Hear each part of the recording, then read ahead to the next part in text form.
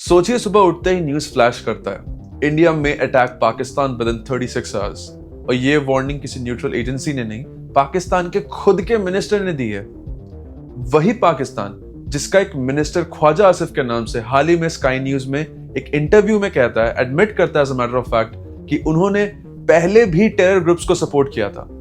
और अब वही पाकिस्तान ग्लोबल स्टेज पर खुद को एक विक्टिम के रूप में प्रेजेंट कर रहा है। Pakistan has had a long history of backing and supporting and training and funding these terrorist organizations. Well, we have been doing this dirty work for United States for about 3 decades. Pakistan के information minister Abdullah तरार, जो उनके federal cabinet का भी एक हिस्सा है, उन्होंने claim किया कि उनके पास क्रेडिबल इंटेलिजेंस है, इंडिया अगले 24 से 36 घंटों में पाकिस्तान पे मिलिट्री स्ट्राइक करने वाला है। और पहलगाम अटैक को सिर्फ एक बहाना बनाया गया है जस्टिफाई करने के लिए इस अटैक का इंडिया का जो पाकिस्तान पे करेंगे।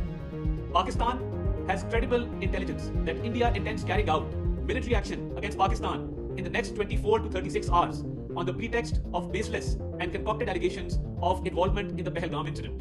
पर सोचिए, ये वार्निंग दे रहा है वही पाकिस्तान जो हर अटैक के बाद सीधा विक्टिम बन जाता है, लेकिन जिसका पास्ट रिकॉर्ड भरा हुआ है ऐसे ग्रुप्स को पालने पोसने से जो इंडिया के अगेंस्ट बार बार टेररिस्ट अटैक्स करता है। पुलवामा हो गया, उरी, मुंबई 26/11, हर बार पाकिस्तान ने पहले डिनाई किया और उसके बाद में या तो दुनिया ने प्रूफ दिखाया या उन्हीं के लोगों ने एक्सेप्ट किया कि ऐसा उन्होंने किया है। अब फिर वही पैटर्न रिपीट हो रहा है। स्टेटमेंट देना आसान है, लेकिन क्रेडिबिलिटी का क्या? अब ये जो सब न्यूज मैंने आपको बताई, उस पे अब हम एक चीज सोचते हैं कि अगर ये सब सच है तो क्या हम एक वॉर के बिल्कुल एज पे हैं? और अगर ये सिर्फ एक पॉलिटिकल माइंड गेम है या एक पूरा प्रोपेगेंडा है, तो पूरा साउथ एशिया एक ब्लफ के झंझट में जी रहा है। पाकिस्तान ने रिसेंटली बैलिस्टिक मिसाइल्स का टेस्ट किया, साइबर अटैक्स किए और उनकी रिपोर्ट्स हर तरफ से आ रही है। इन सब के अलावा मीडिया चैनल्स ने तो सीधा काउंटडाउन चालू कर दिया वॉर का।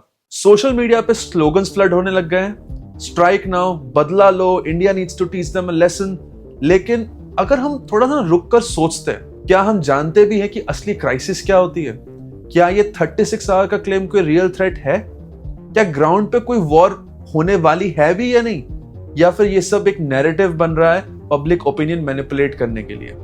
इस वीडियो में हम समझेंगे टेंशन की असली शुरुआत कहां से हुई, मीडिया और पॉलिटिक्स का इसमें क्या रोल है, और सबसे इंपॉर्टेंट, क्या एक वॉर सच में होने वाली है? पहलगाम अटैक के बाद सिर्फ पॉलिटिकल रिएक्शंस नहीं आए, बल्कि मिलिट्री पोस्चरिंग भी देखने को मिली है। कुछ रिपोर्ट्स के मुताबिक पाकिस्तान ने इस दौरान एक बैलिस्टिक मिसाइल की टेस्ट भी किया, जिसे उन्होंने रूटीन ट्रेनिंग एक्टिविटी का नाम दिया।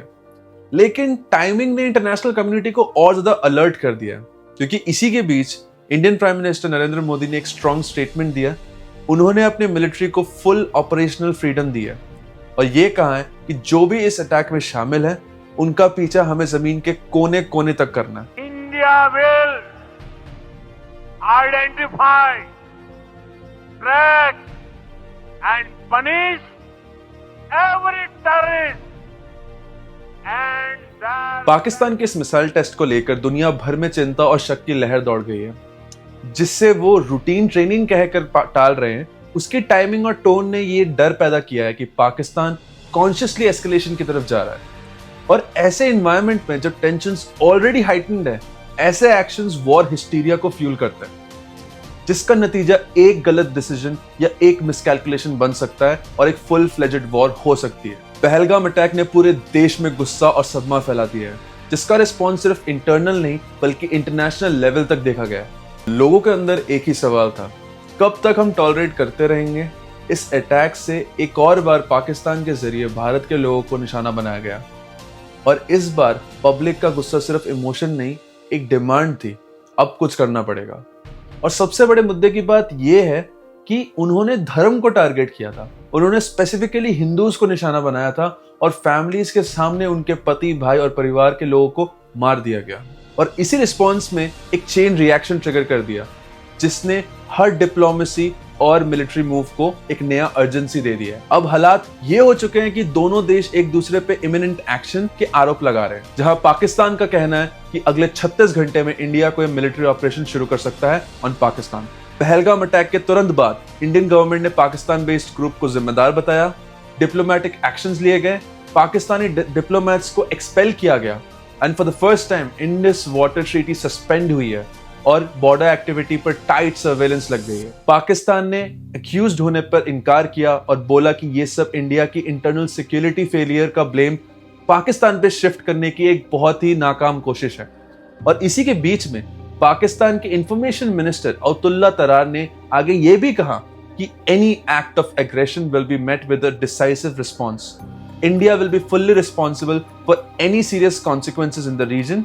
ये सारा कोट मैंने नहीं बोला, ये एग्जैक्ट कोट है from the minister of Pakistan जो उन्होंने टीवी न्यूज पर बोला है। एग्जैक्ट कोट मैं आपको बता रहा हूँ, ये मेरा ओपिनियन बिल्कुल भी नहीं है। ये सारी चीजें, ये सब कुछ सिर्फ एक पॉलिटिकल रिएक्शन नहीं था, ये एक पब्लिक वार्निंग थी जिसमें टेंशंस को फुल ब्लोन क्राइसिस में बदलने की फुल्ली कोशिश करी गई है।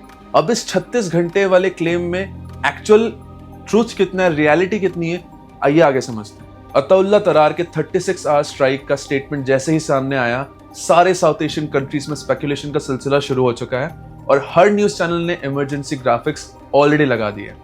रेड स्टिकर्स, वॉर काउंटडाउन्स और एग्रेसिव डिबेट्स ऑलरेडी हर जगह शुरू हो चुकी है। बिना किसी कंफर्मेशन के, सिर्फ एक पॉलिटिकल क्लेम के बेस पर मीडिया ने पूरा वॉर नैरेटिव चालू कर दिया है दोनों तरफ से। और ये सिर्फ इंडिया मीडिया तक सीमित नहीं है, पाकिस्तानी चैनल्स और दुनिया के कई और न्यूज चैनल्स ने भी ये करना शुरू कर दिया है। इंडियन मीडिया ने हेडलाइंस चलाई, सर्जिकल स्ट्राइक 3.0, ये वॉर के पहले की खामोशी है, या पाकिस्तान मीडिया ने बोला इंडिया वॉर चाहता है और दुनिया की बात नहीं सुन रहा।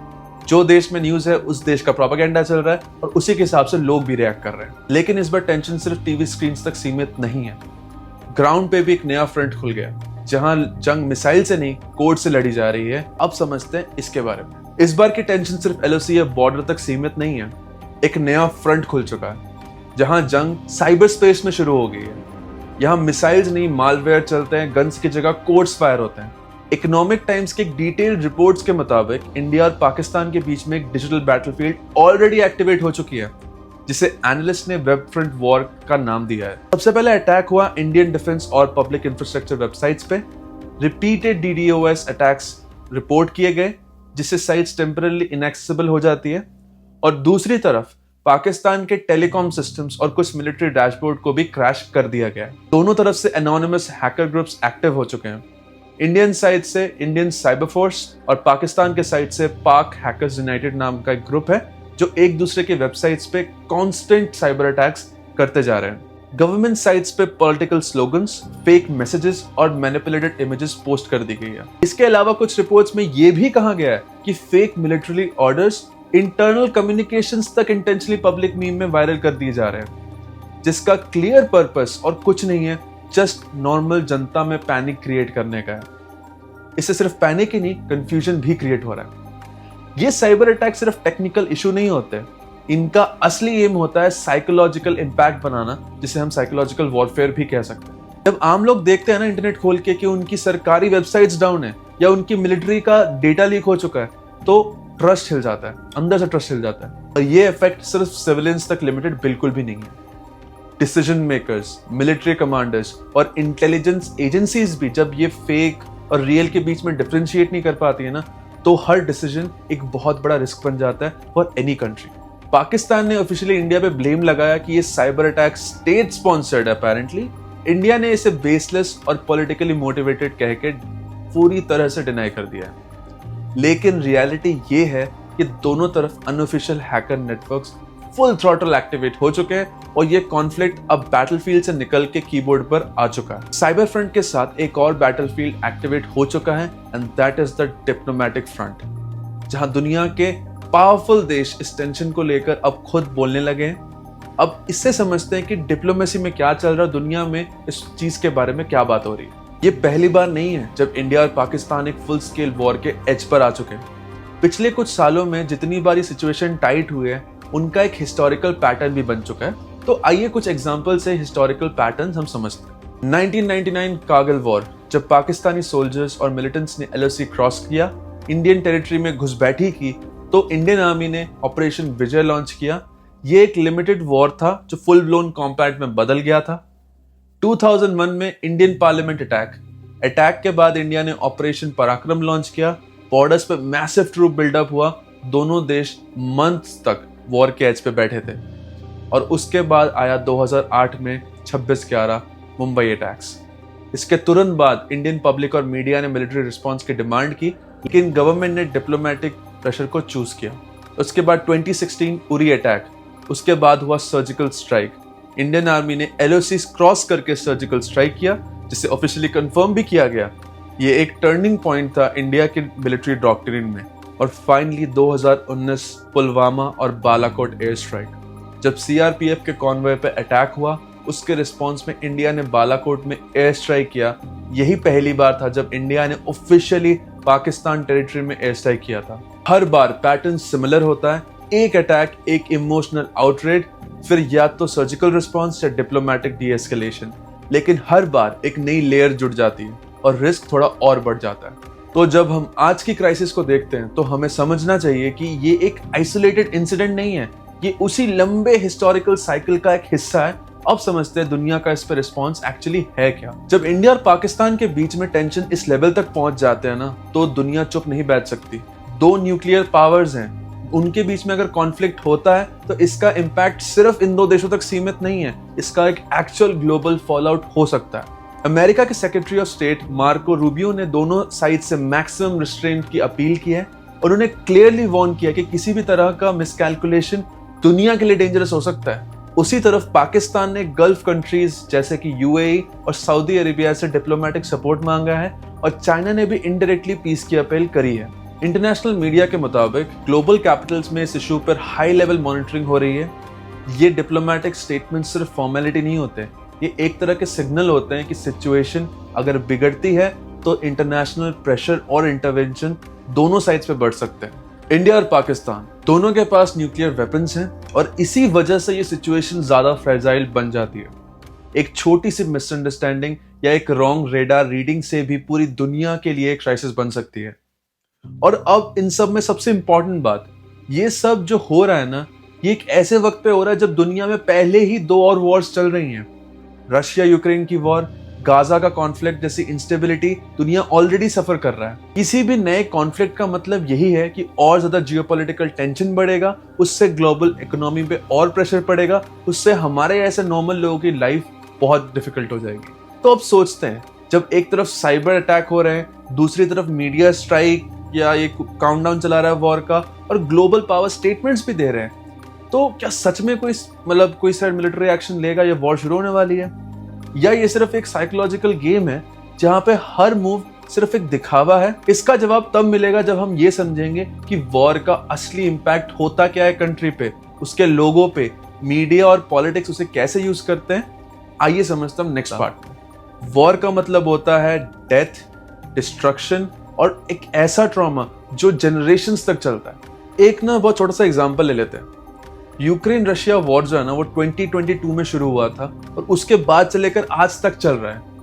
लाखों लोग रिफ्यूजी कैंप्स में रह रहे हैं, अपनी जिंदगी वहां बिता रहे हैं, बहुत बच्चों के बचपन छिन गए हैं, फैमिलीज टूट चुकी हैं, इकोनॉमी खत्म ही हो चुकी है, हॉस्पिटल, स्कूल, घर सब बॉम्बिंग्स में अब तबाह हो चुके हैं। और सबसे ज्यादा पता है इन सब में सफर कौन कर रहा है? जो वहां के सोल्जर है, जो वहां के लोग हैं। हमें यह समझना जरूरी है कि वॉर सिर्फ एक नारा नहीं होता, ये कोई वायरल हैशटैग या ट्रेंडिंग टॉपिक नहीं है। ये एक इरिवर्सिबल डिसीजन होता है जिसका इम्पैक्ट हर गली, हर फैमिली और हर एक इंसान को पड़ता है जो उस देश में होता है। अगर किसी मुश्किल वक्त में शांति बनाए रखने एक ऑप्शन हो तो कभी कभी ना वो सबसे बड़ा सैक्रिफाइस होता है जिसे लोग कभी समझ नहीं पाते। और अब एक आखिरी सवाल, क्या ग्राउंड में सच में कुछ होने वाला है या ये सब एक केयरफुली डिजाइन मैसेज है, एक स्ट्रैटेजी है? तो समझते हैं हमारे लास्ट पार्ट में। अब तक हमने media narrative, cyber war, diplomatic pressure और पब्लिक परसेप्शन पे सब कुछ देखा, लेकिन एक बात साफ है, पाकिस्तान का ये पूरा नैरेटिव एक प्रेडिक्टेबल पैटर्न फॉलो करता है। पहले खुद टेरर को सपोर्ट करो, फिर जब जवाब देने की बारी आए तब दुनिया के सामने विक्टिम कार्ड खेल के बच जाओ। लेकिन इस बार इंडिया ना तो इमोशनल प्रेशर में आएगा, ना ग्लोबल गिल्ट ट्रिप में। इस बार इंडिया दिखाएगा कि अगर जरूरत पड़ी तो हम जवाब देने के लिए पूरी तरह से तैयार है, पूरी डिग्निटी के साथ, लेकिन फुल पावर के साथ भी। और ग्राउंड रियलिटी भी कुछ ऐसी ही है। इंडिया आज एक इकोनॉमिक पावर बन चुका है, पाकिस्तान से कहीं आगे निकल चुका है। IMF के मुताबिक पाकिस्तान की इकोनॉमी स्टैगफ्लेशन जैसी हालत में है, जबकि इंडिया ग्लोबल इन्वेस्टर कॉन्फिडेंस का हब बन चुका है। मिलिट्री टर्म्स में भी चाहे वो ट्रूप स्ट्रेंथ हो, मॉडर्न वेपन्स हो या इंटेलिजेंस कैपेबिलिटीज हो, इंडिया पाकिस्तान पे हर तरह से डोमिनेंट है। पाकिस्तान को लगता है कि मिसाइल्स टेस्ट करके, स्टेटमेंट्स देकर वो अपना नैरेटिव कंट्रोल कर सकता है, लेकिन अब ये पुराना टाइम नहीं रहा। दुनिया फैक्ट्स देखती है।